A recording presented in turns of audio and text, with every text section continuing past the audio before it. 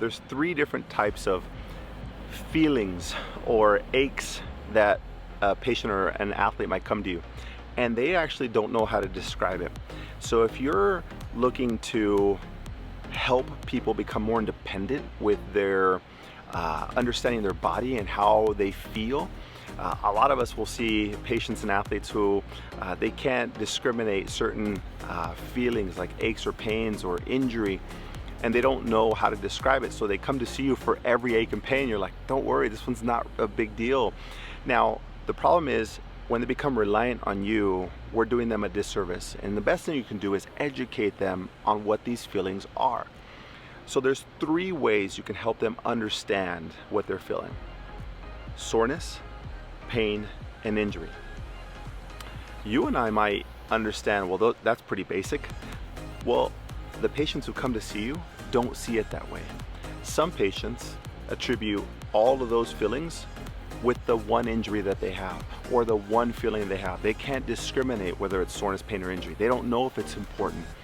And so instead of giving them the exercise to conquer it, give them the power to understand what's critical, what needs to be triaged, when to see somebody, or is this general delayed onset muscle soreness? And you might laugh, but people don't know, and it's not their job to know. It's your job to help them figure that out so that they don't have to have the dependence on the medical system or professionals, that they can navigate these things internally. So the first one, soreness. Soreness, let's just define that as delayed onset muscle soreness, usually on both extremities or the region they just worked out.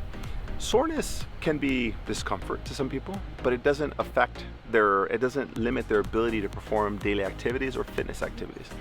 It just slows them down. That's soreness. Bilateral slows you down. Pain.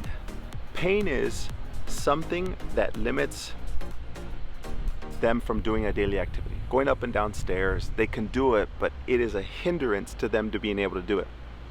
So soreness, bilateral, slows them down. Pain limits me from doing a daily activity, going up and down stairs, sitting, my back hurts, I can't flex forward. I can, but it takes me a long time and it's painful, and it limits how much I can do across the day. An injury is something that limits someone from doing something completely inside their daily activity or in their fitness routine.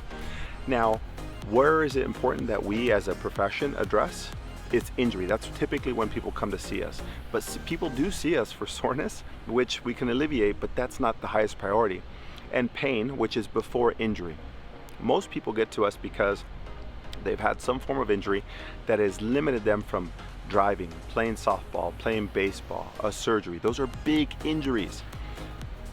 The challenge becomes when they can't decipher pain and injury. Injury, they shouldn't participate because it's going to make it worse. Pain is allow them to work through things, but give them a little bit of yellow flags. Tell them what they can and can't do. So if somebody has an injury, it's going to set them up for failure if they push past that point. If they have pain, they can work through it with a little bit of guidance. And if they have soreness, just work that out and have fun. Continue doing the things you love.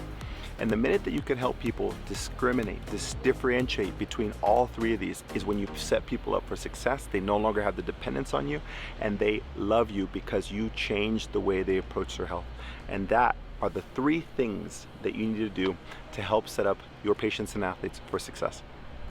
And if you feel like you're stuck with treating any type of athletes that you see, specifically barbell athletes, maybe you see CrossFitters, or you see weightlifters, you see powerlifters, or you want to see those people, and if you feel like you don't have that, you have a very, very small skill gap, you have to attend my Management of the Barbell Athlete course.